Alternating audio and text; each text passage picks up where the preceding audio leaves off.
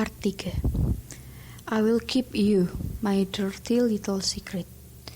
Don't tell anyone or you will be just another regret. Hope that you can keep it, my dirty little secret. Who has to know? It's like a spell. Kayak mantra.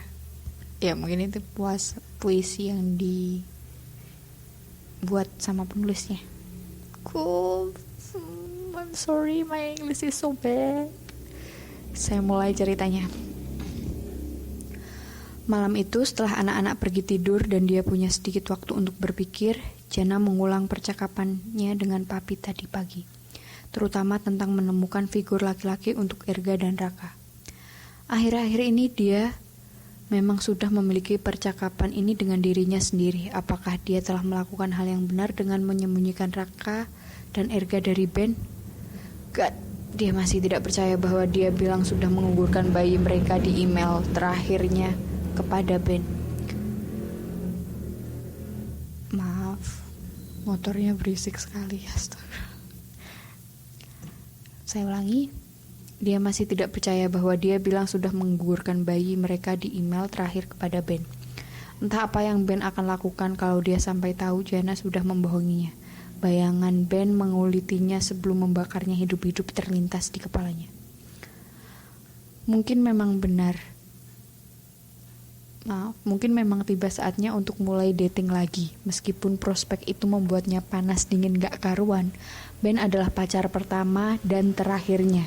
Sejujurnya dia bahkan tidak tahu cara dating yang benar. Apa yang dia alami dengan Ben bukanlah dating. Lebih seperti mereka ketemu, makan siang, besoknya Ben menemaninya kemana-mana. Begitu juga dengan hari-hari berikutnya, dan sebelum dia menyadari apa yang sedang terjadi, mereka sudah pacaran. Tanpa Jana sadari, dia mengusap dadanya yang masih terasa sakit hingga sekarang mengingat apa yang telah Ben lakukan padanya. Kalau memang mau mencari figur ayah untuk anak dengan menikah lagi, dia harus melakukannya secepat mungkin. Karena Raka sudah pernah menanyakan keberadaan ayahnya ketika dia berumur 4 tahun. Saking paniknya, bukannya menjawab pertanyaan itu, dia justru berkata, "Raka, habiskan makanan kamu." Keesokan harinya tentunya dia langsung menelepon Mami dengan penuh kepanikan dan Mami membantunya memformulasikan jawaban yang mudah dimengerti oleh balita. Awalnya dia tidak setuju dengan jawaban itu, tapi ketika mendengar Mami mengomel, "Apa kamu lebih memilih bilang ke mereka kalau ayah mereka itu bajingan, cap kodok, ngorek yang gak hamilin kamu dan tidak pernah bertanggung jawab?" Dia tidak punya pilihan lain. Untungnya dia tidak perlu menggunakan respon itu sehingga beberapa bulan kemudian ketika Erga mencegatnya dengan pertanyaan yang sama, Jana menundukkan Erga di pangkuannya dan berbisik, "Erga dan Raka punya ayah kok, tapi dia udah gak sama kita lagi. Dia ada di surga sama Tuhan dan malaikat-malaikatnya." Ayah Erga orang baik dong ya, karena kalau enggak kan gak masuk surga. Kalau dibandingkan sama serial killer, mungkin omelan Jana dalam hati, tapi dia berkata dengan penuh senyum, "Paling baik di seluruh dunia." Jana berbohong. Jana bersyukur pertanyaan itu tidak pernah diajukan lagi oleh anak-anaknya, tapi dia tahu dia sedang duduk di atas bom waktu. Sebentar lagi mereka akan beranjak dewasa dan penjelasan yang pernah dia berikan tidak akan cukup lagi. Dia tahu bahwa mereka berhak mengetahui yang sebenarnya. Mereka berhak mengenal Ben, dan Ben mengenal mereka. Ben, terakhir kali dia bertemu dengannya adalah akhir April 8 tahun yang lalu. Seperti apa dia sekarang? Apa dia masih memiliki senyumnya yang mematikan? Senyumnya yang tidak bisa dia hindari, terutama karena Erga dan Raka memiliki senyuman yang sama. Berikut lesung pipi di pipi kiri mereka. Suatu persamaan yang langsung membuatnya menangis terseduh-seduh ketika pertama kali melihatnya. Seakan itu belum cukup parah untuk dihadapi oleh ibu tunggal yang masih patah hati. Semakin lama dia menghabiskan waktu dengan anak-anaknya, semakin dia sadar bahwa mereka lebih mirip Ben daripada dirinya. Mulai dari rambut ikal, mata dalam dan alis tebal, seakan kemiripan wajah belum cukup, aroma mereka juga mengingatkannya pada Ben. Memori akan hari pertamanya berkenalan dengan Ben memenuhi ingatannya. Hari itu adalah orientasi pelajar asing low state. Dia bukanlah jenis orang yang bisa langsung membuka pembicaraan dengan orang lain. Belum lagi karena dia harus menggunakan bahasa Inggris ketika melakukannya. Pada dasarnya hari itu adalah hari paling menakutkan sepanjang hidupnya. Dia merindukan sobat-sobatnya yang terpaksa dia tinggalkan karena papi bersikeras agar dia mendapatkan pendidikan di Amerika. Dia sebetulnya sudah diterima di jurusan arsitektur di universitas lokal yang menurutnya cukup bonafit. Tapi papi bersikeras agar dia berangkat ke Iowa. Saya nggak bisa menghijau ini. Dia menangis selama seminggu karenanya. Akhirnya mami yang tidak tega melihatnya menghampirinya dan menjelaskan semuanya. Otome, ucap mami pelan mungkin, dan Jana tahu bahwa dia harus mendengarkan apapun yang akan dikatakannya. Mamanya orang Jepang ya. Karena mami hampir tidak pernah menggunakan bahasa Jepang, bahasanya Subo, yaitu ibu mami yang memang orang Jepang. Oh ya benar. Mami minta kamu turuti kemauan papi ya. Mami janji bahwa inilah yang terbaik untuk kamu. Lanjut mami pelan. Tapi mam, kenapa harus Amerika? Aku gak kenal siapa-siapa di sana mam. Jawab Jana di antara tangisnya. Kamu kan bisa cari teman baru di sana. Bukannya Adriana ada di Amerika. Mami menyebutkan salah satu sobatnya. Tapi Adri di DC mam. Itu jauh dari Iowa. Jawab Jana mencoba mengontrol tangisnya. Dia sudah mencapik-capik tisu yang ada di genggamannya sampai tidak berbentuk lagi. Mami menarik nafas dalam kemudian berkata, papi kamu ngotot mau kamu pergi ke Amerika karena anak Om Sofyan kuliah di sana. Dan pada saat itu Jana mengerti apa yang dimaksud mami. Papi yang super kompetitif ingin menunjukkan kepada Om Sofyan saingan beratnya bahwa anaknya pun bisa kuliah di Amerika. Ya ampun, dia tidak menyangka bahwa ego papi begitu besarnya sehingga tidak menghiraukan keinginan anaknya. Apa aku akan pernah bisa ngambil keputusan sendiri, mam? Tanya Jana pada mami yang menatapnya berkerut. Kamu nih ngomong apa sih? Papi dan mami selalu ngebolehin kamu ngambil keputusanmu sendiri, bantah mami. Oh ya? Coba mami pikir, apa pernah papi dengerin apa yang aku mau?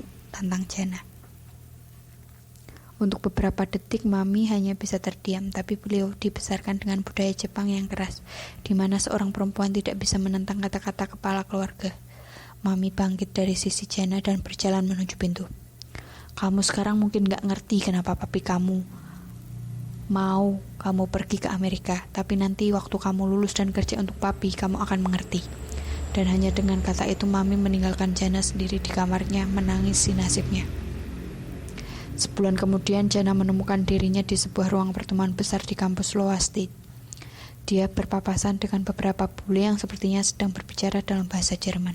Kemudian ada seorang cewek yang sedang berbicara dalam bahasa Inggris tetapi dengan aksen Rusia yang sangat kental sehingga tidak pasti apakah cewek itu memang sedang berbicara dalam bahasa Inggris.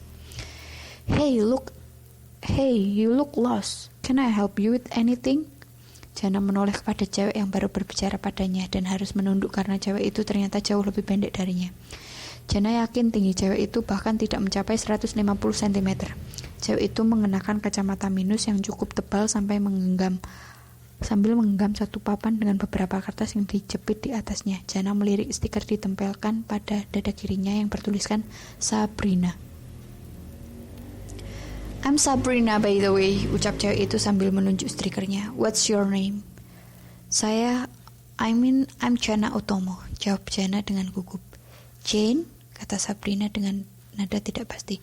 No, not Jane, it's Jana. Dia baru tiba di Amerika beberapa hari yang lalu dan dia sudah harus membetulkan kesalahan penyebutan namanya sekitar 100 kali. Dia betul-betul merindukan negaranya, teman-temannya, dan orang-orang yang akan langsung mengerti jika dia mengatakan bahwa namanya Jana dengan huruf J yang dibaca seperti J pada kalimat Japan, bukan H pada kata hello. Dia mulai merasa jengkel pada orang-orang yang memanggilnya Jane atau Hana. Sabrina melirik papan yang ada di depannya. Ya, Mulutnya kemat-kamit. Oh, here you are the Indonesian girl, ucapnya setelah beberapa menit. Welcome to Iowa State, lanjutnya dengan ceria. Jana hanya bisa mengangguk. We have an Indonesian Kai.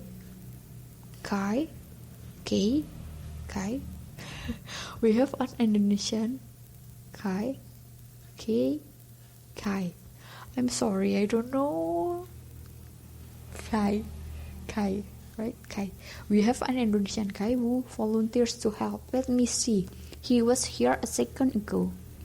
Sabrina memutar kepalanya ke kiri dan ke kanan, lalu tanpa Jana sangka-sangka gadis itu mulai loncat-loncat di hadapannya. Jana hanya menatap Sabrina sambil mencoba menahan senyum. Jelas-jelas pendapat orang Asia bahwa semua orang boleh bertubuh tinggi dan langsing sudah salah kaprah.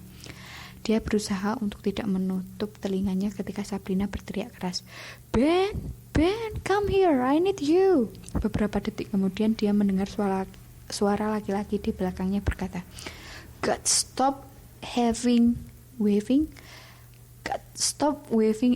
at me like a crazy person said.